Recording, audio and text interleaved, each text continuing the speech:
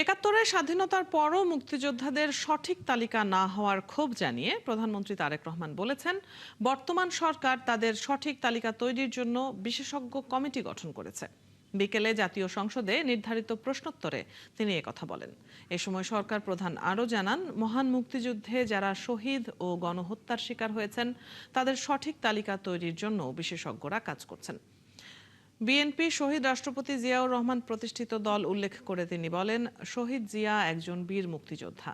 জানান, এই সরকারের নির্বাচনী ইশতেহারে মুক্তিযোদ্ধাদের সঠিক তালিকা প্রণয়নের অঙ্গীকার ছিল।